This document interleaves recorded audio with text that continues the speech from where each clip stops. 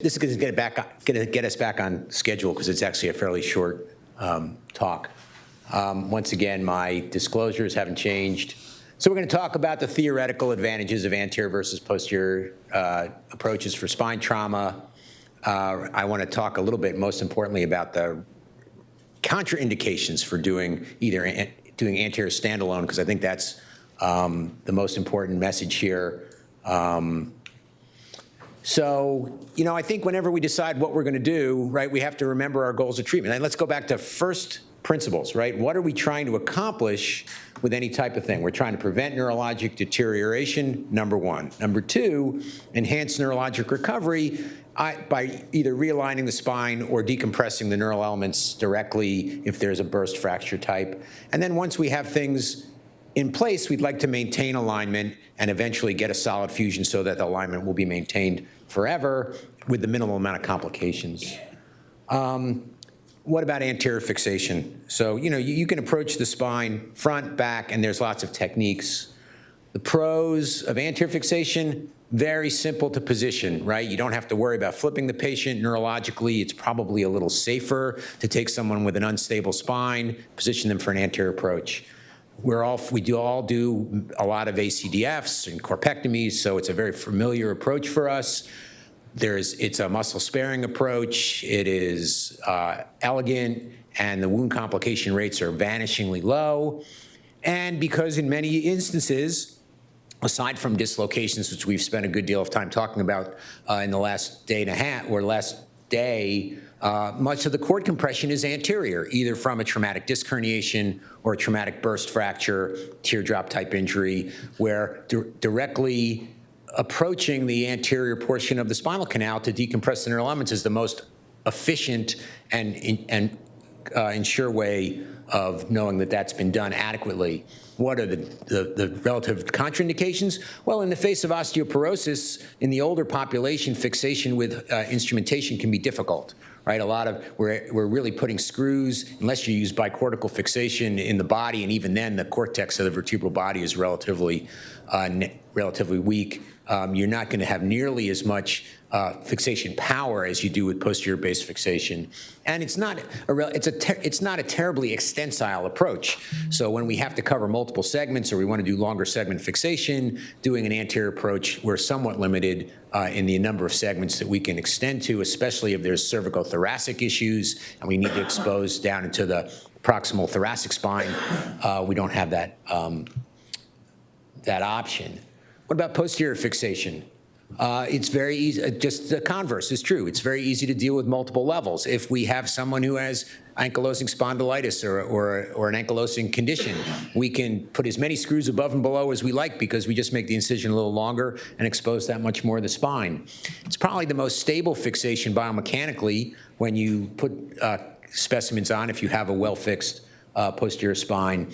Of course, the positioning issues with posterior fixation can be daunting to people, especially in highly unstable spinal fractures.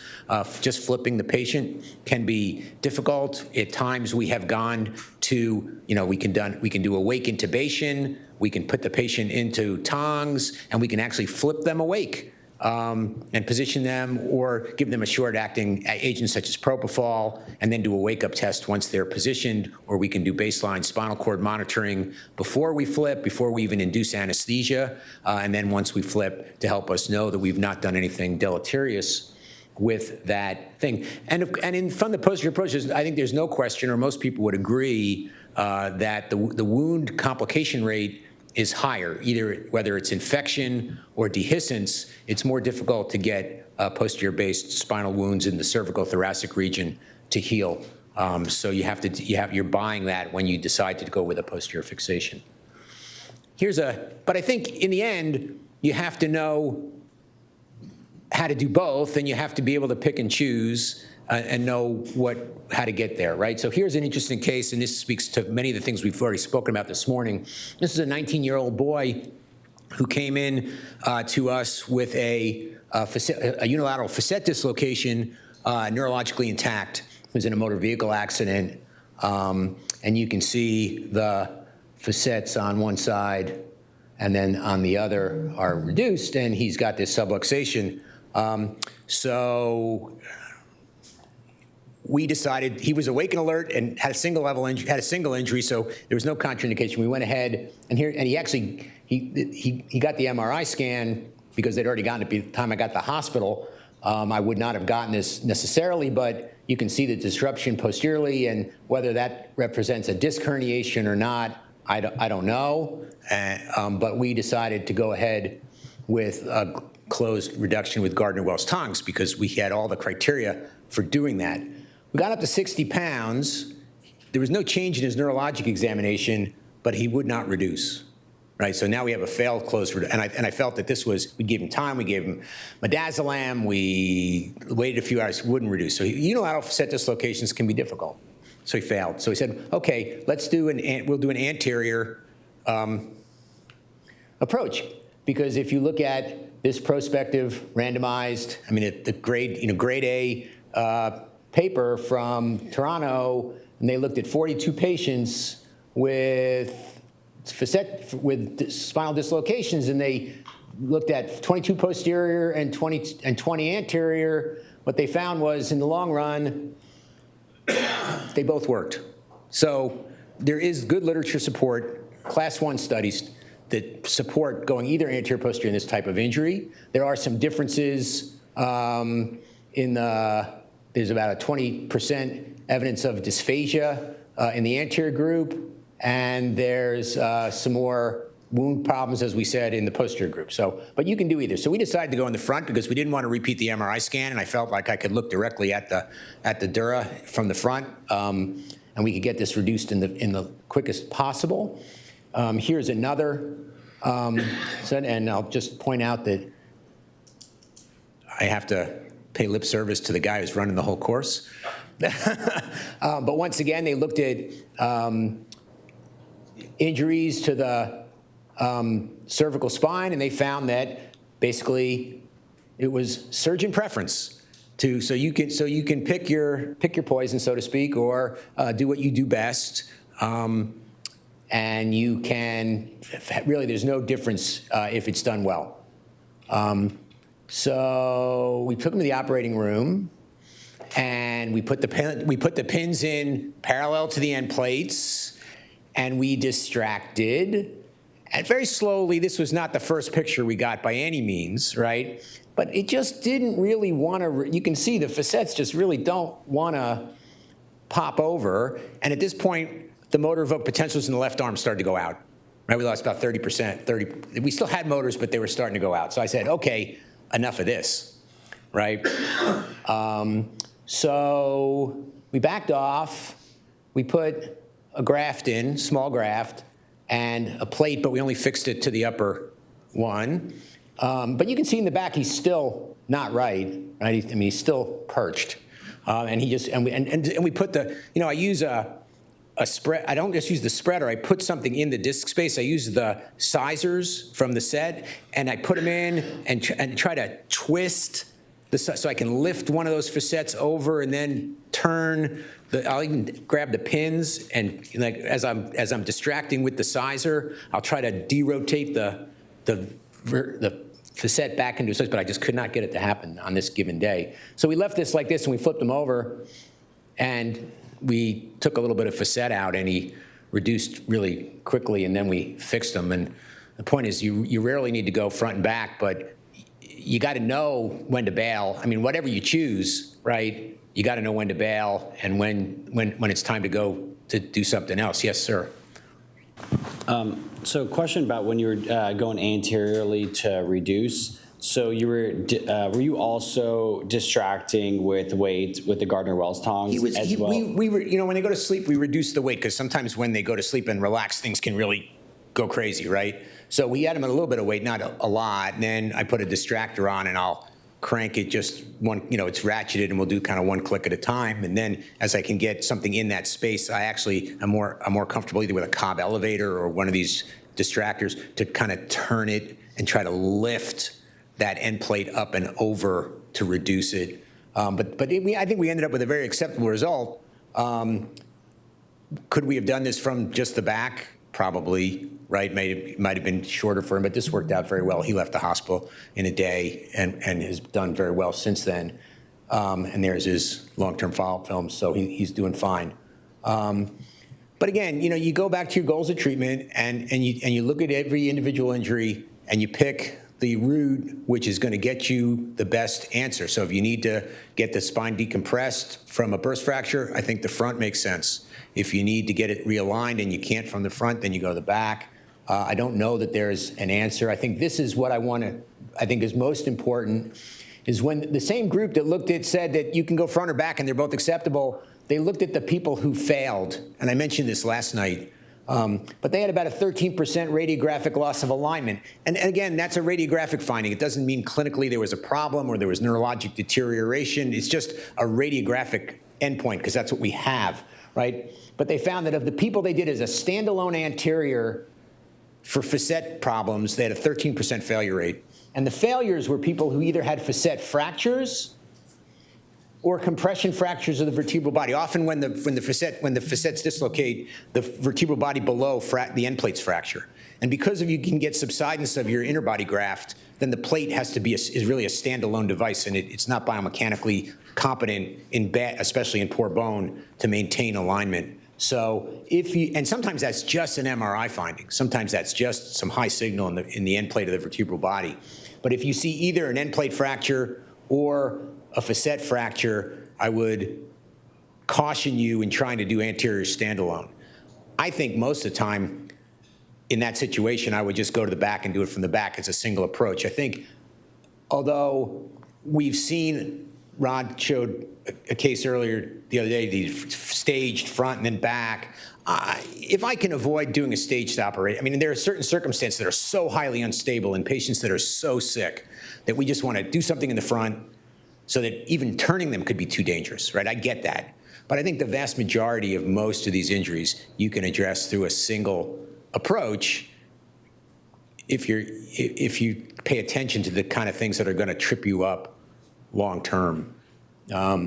So do what works. The answer to front back, it's do what works in your hands and understand the limitations of each approach. Here's another person, basically the same injury. Facet fracture dislocation, unilateral, not quite as thing. We treated her with a standalone anterior approach. She reduced relatively easily, and we could do this all from the front. You can see good position of the graft and the plate, and she went on to heal that with no difficulty. So most of the time you can do this through one approach, even with dislocations, but occasionally you get into a situation where you can't. Thank you.